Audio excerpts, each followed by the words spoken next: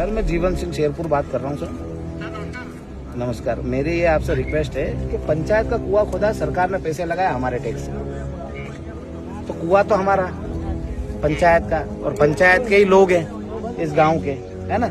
अब यहाँ आपको अभी हमने एक वीडियो डालेंगे लाइव, इसमें पानी की कंडीशन भी बता देंगे और एक वीडियो हमने बनाया जिसमें से मरा हुआ चूहा निकला है। आपको मालूम होगा इंदौर में पानी की समस्या की वजह से 6 महीने पहले से छोटी छोटी मौतें हो रही थी, यहाँ भी 40 से 50 मौतें हो चुकी है, जिनको इसलिए ध्यान में नहीं लाया गया क्योंकि वो एक एक दो मौतें हो रही, बच्चों की हुई, ऐसे हुई, वो सब पानी की वजह से।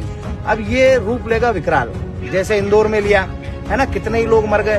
और यदि प्रशासन के पास 1 साल से शिकायतें आ रही है कि पानी दूषित है, भट्टे हटाने हैं, और यदि वो भट्टे नहीं हटाए जाते और पानी के लिए यदि एक गांव को छोटा समझ के ये देखा जाए कि 500-700 तो वोट है ना, ये सोच के यदि यहाँ ध्यान नहीं दिया जाएगा तो मुझे नहीं लगता कि प्रशासन अपना काम सही से कर रहा है। और इन लोगों के मरने की जो जवाबदारी रहेगी वो भट्टे वाले की तो बाद में रहेगी, प्रशासन की पहले रहेगी। क्योंकि प्रशासन को हम बार बार चेता रहे, 1 साल से आवेदन दे रहे हैं सर, और 1 साल के आवेदनों में यदि सुधार नहीं होता है तो 1 साल तक प्रशासन सो थोड़ी रहा है जी। वो तो इनसे ले रहा है पैसे, भट्टे वालों से। अब पूरा गांव बैठ जाए, आप पूरे गांव के सामने पूछ लो आके इनकी समस्या क्या है। अभी मैं आया हूँ, कम से कम 300-400 लोग हैं, इतनी तो टोटल आबादी है इनकी। ये तो यहीं का पानी पियेंगे ना, पर ये पानी के लिए भट्टा बंद करना पड़ेगा। तो आप देखो यहाँ पर आके सर मेरी बात सुनो, प्रशासन कैपेबल नहीं हो हटाने के लिए तो हम तो हैं।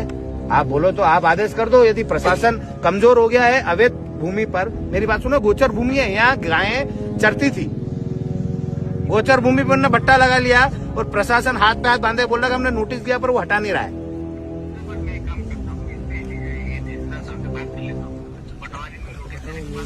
नहीं, क्यों नहीं हटा सर, ये समस्या है और इससे लोग मर जाएंगे। तो क्या ये भट्टे वाला इतना बड़ा पहलवान है, ये बोल रहा था गांव वालों को इनसे मैं शिकायत अलग करूंगा कि ज्यादा तुम 3-5 करोगे ना, जितने पैसे सारे लगा दूं। मतलब वो क्या बोल रहा है मालूम, सीधे सर कि प्रशासन को मैं पैसे से खरीदूंगा पर भट्टा नहीं हटने दूंगा। दूसरी बात वो बोल रहा है तुम ज्यादा करोगे तुम्हारा गाँव जला दूंगा। ये चैलेंज वाली बात कर रहा है सर। गाँव जलाने की बात करने वाला का यदि घर जला दिया ना लोगों ने, गाँव वालों ने, तो आप मत बोलना फिर।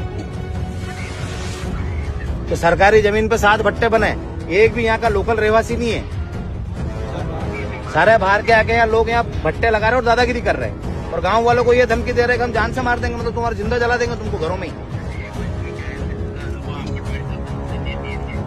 पटवारी साहब हो सकता है सब भ्रष्ट हो इसीलिए वो हटा नहीं रहे हो, या फिर डर रहे हो।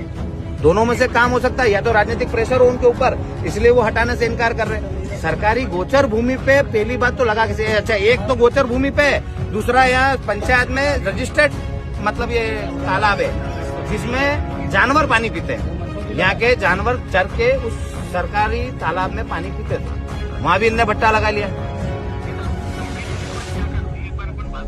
तो 1 साल से सर नोटिस ही दे रहे हैं। हमको तो लिखित में चाहिए सर कि आप हटा सकते हो कि नहीं हटा सकते। आप नहीं हटा सकते तो आपको हमको परमिशन देनी पड़ेगी कि यदि प्रशासन ये लड़ाई नहीं लड़ सकता तो ग्रामवासी इसकी लड़ाई को लड़ेंगे और हम पे कोई मुकदमा नहीं होना चाहिए।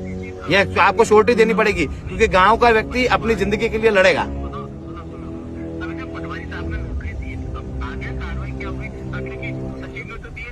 8 दिन का समय है सर, उनने दिया था, 8 दिन पूरे हो गए, तो फिर पटवारी साहब को गांव में आके लोगों से बात करनी थी ना कि 8 दिन का समय दिया और हमसे नहीं हट रहा है। बार-बार हम पटवारी के पास जाएंगे क्या? पटवारी को 1 आदमी को आना है गांव में और गांव के 200 लोगों को वहां जाना है। आप करके बताइए इतने हमको, आप करके बताइए। नहीं सर, आप बता